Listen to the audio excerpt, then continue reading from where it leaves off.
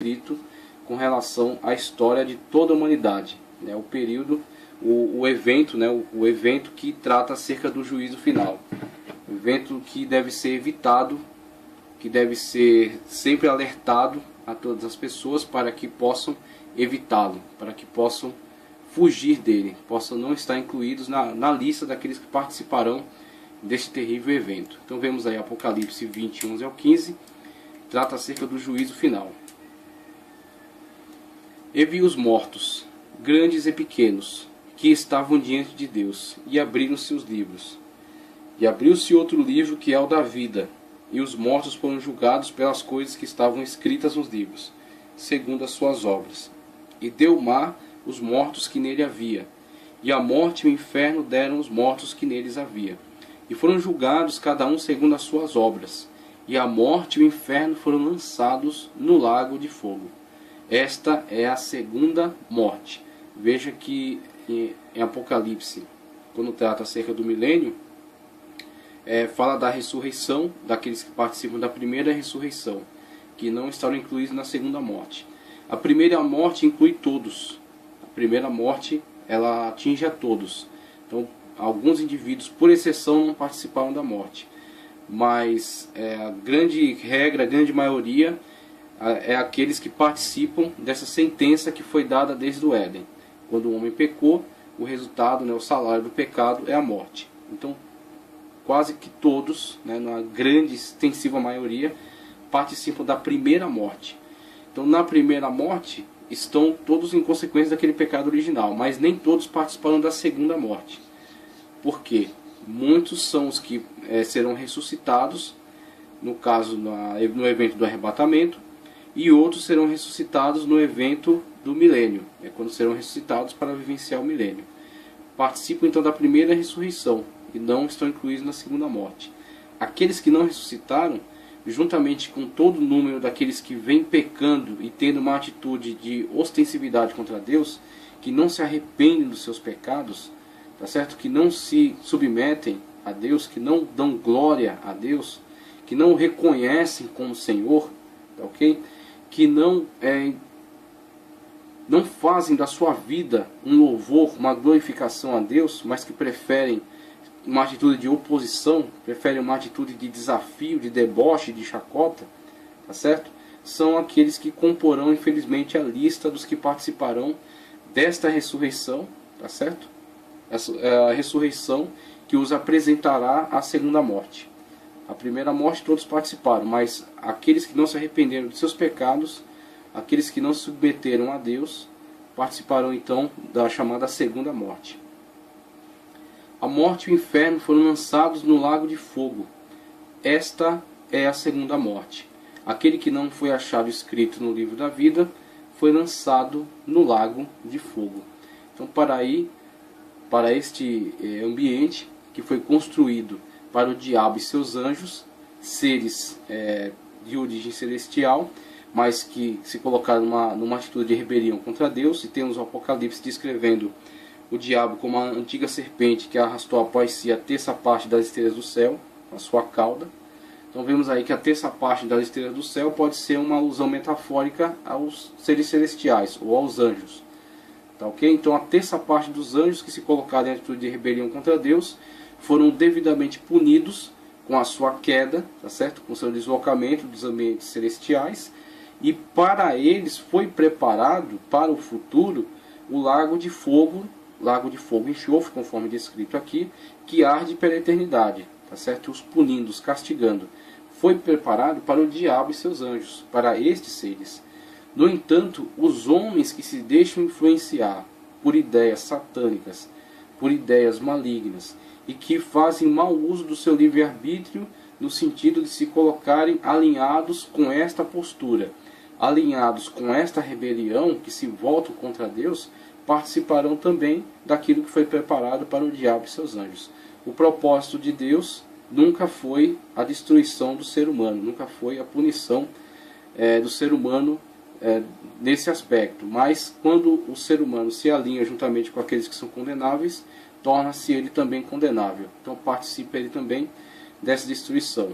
não está incluído, não está incluso, né? Seu nome não está presente no livro da vida, ok? Não está em comunhão com Deus, não tem relacionamento espiritual com Ele, tá certo? Dão as costas para Deus, e a consequência disso é a punição, certo? Só o Deus Todo-Poderoso, que criou todas as coisas e que cedeu a vida e a existência a tudo, tem o poder e a autoridade de impetrar este juízo. Ninguém está autorizado a julgar. Cristo fala nas suas escrituras: não julgueis, para que não sejais julgados e não vos acrescente ainda outro tanto. Então vemos que a nossa postura é indicar, a nossa postura é aconselhar, nossa postura é apontar o erro, nossa postura é esclarecer, né? É alertar, é servir de atalaias, mas não de dar a sentença. Sempre nos posicionamos no sentido de alertar, no sentido de avisar, no sentido de despertar a atenção das pessoas para essa realidade, tá ok? Agora, a nós não cabe sentenciar, a sentença será dada nesse dia. Aqueles que estiverem atentos aos alertas, com certeza vão buscar reconciliação com Deus. Aqueles que ignorarem, infelizmente, estarão presentes na lista daqueles que serão ressuscitados para comparecer perante o trono branco e receberem então a sentença em recompensa do seu pecado, o salário de toda a sua vida de oposição a Deus, tá certo? A recompensa pelos seus erros. Então temos aí o triste, o terrível evento chamado juízo final, conforme descrito aí em Apocalipse. Na sequência vemos aquilo que é descrito em Apocalipse 21 e 22, os novos céus e a nova terra, o grande projeto, o grande plano de Deus, a grande ocasião em que o Senhor estará em plena comunhão com todos aqueles que lhe são, fiéis, né? Não aqueles que são perfeitos, não aqueles que são completamente se auto-santificam, não, mas aqueles que são santificados pela graça, aqueles que são salvos pela graça, aqueles que são salvos pela misericórdia de Deus. Então o homem, ele não tem o poder de auto-salvar-se, tá certo? O homem tem poder de se submeter àquele que salva, se submeter àquele que santifica, tá certo? Então quando nós, numa atitude de submissão diante de Deus, nós clamamos pela sua misericórdia, conforme diz o profeta, né? Invocareis o nome do Senhor e sereis salvos. Então nós invocamos o nome daquele que pode salvar, nós invocamos o nome daquele que pode nos santificar, o nome daquele que pode nos purificar. Por isso estamos incluídos na lista daqueles que vão gozar de eternidade na presença de Deus, por causa somente da sua misericórdia, não por causa de competência, de capacidade que esteja em nós, mas por causa da sua graça. E viu novos céus e uma nova terra, porque já o primeiro céu e a primeira terra passaram, e o mar já não existe. Eu acho muito interessante essa abordagem do apóstolo João, quando ele fala que o mar já não existe. E nós nos recordamos de que o apóstolo João, na ocasião em que ele escreve esses textos aqui, ele está na ilha de Patmos, uma pequena ilha do mar Egeu, uma ilha que foi usada durante algum tempo pelo Império Romano como uma espécie de uma cadeia para onde eram levados aqueles que segundo a análise deles, constituíam algum tipo de ameaça, né? Perturbadores da ordem.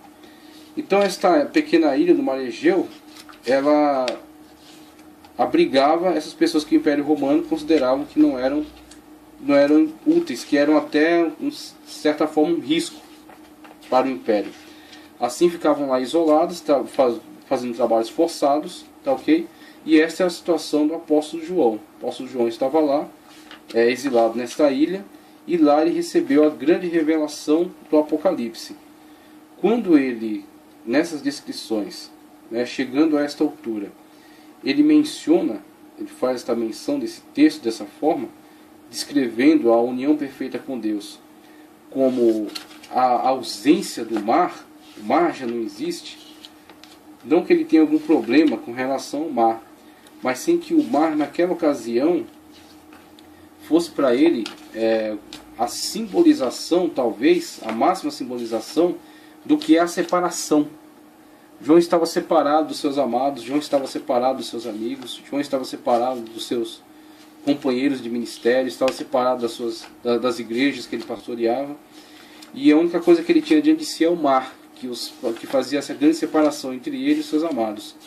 E talvez ele transfira para esse texto exatamente essa sensação de que este mar que faz separação entre ele e os seus amados é símbolo, é tipologicamente a separação entre nós e Deus. Porque mesmo que nós tenhamos um grande amor pelo Senhor na atualidade, que o Espírito Santo de Deus já realize em nós uma grande obra de santificação e nós sintamos uma comunhão íntima com o Senhor, né? Aqueles que buscam a Deus em espírito e em verdade, como Cristo falou, se constituem um templo para Deus, né?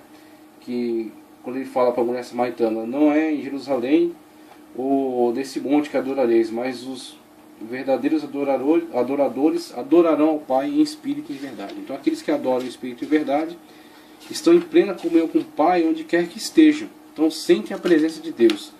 Mas ao mesmo tempo que sentem de fato a presença de Deus, também sentem um certo afastamento em decorrência da sua atual natureza. Sua natureza ainda caída, né, no pecado. Sua natureza que ainda faz separação entre ele e Deus.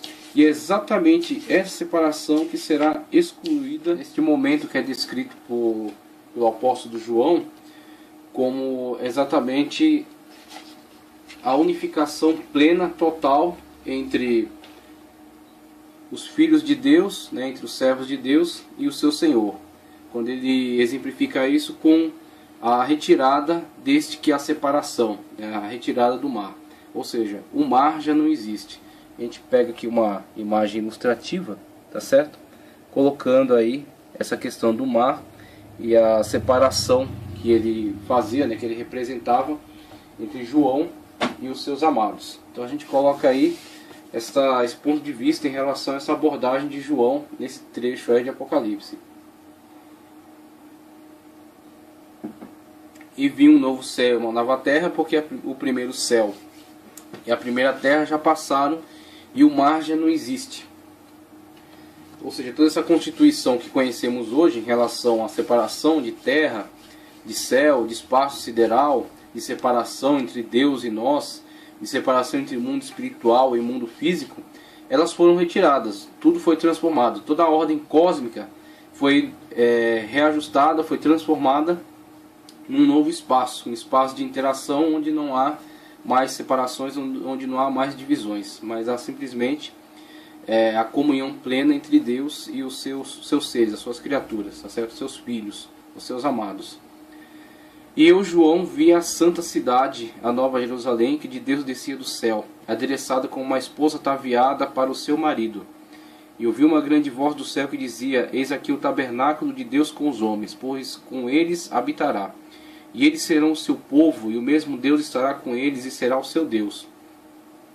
E aqui finalmente se cumpre essa passagem bíblica, que é muitas das vezes usada incorretamente por alguns ensinadores, por alguns pastores, por alguns pregadores, que tentam levar ao povo esta ideia de que haverá uma possibilidade neste momento, a partir de algumas atitudes, a partir do envolvimento em alguma campanha ou alguma coisa assim, vivenciar esta promessa, mas a verdade da realização dessa promessa só se aplica a este momento histórico, a este momento escatológico, na verdade, a este momento futuro, em que o Senhor haver transformado todas as coisas, em que nós estaremos plenamente na presença dele, quando então se cumprirá isso que fala o versículo 4: e Deus limpará de seus olhos toda lágrima. No momento em que vivemos não é um momento propício para que esse texto se cumpra, porque ainda há lágrimas, ainda há sofrimento, ainda há lutas, ainda há aflições, como Cristo falou que no mundo tereis aflições, tá certo? E como Paulo fala que todas as coisas posso naquele que me fortalece.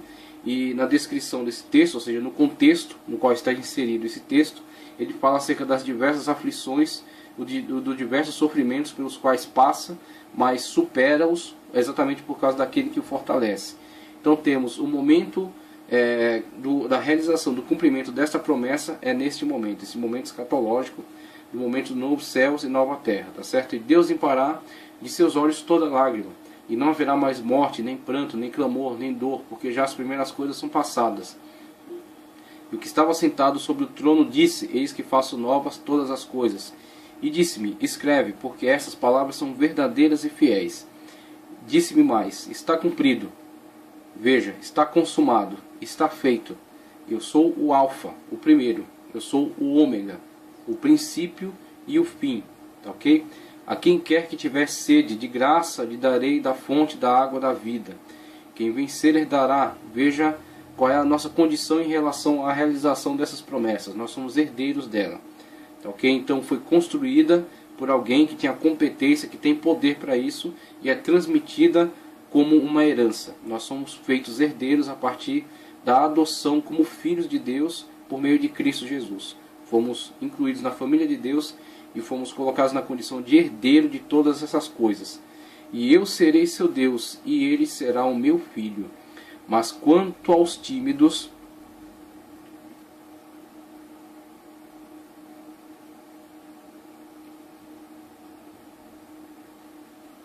e obviamente é necessário destacar que ele não está falando aqui de pessoas que não têm essa atitude irreverente da geração, pelo menos que é predominante na geração atual.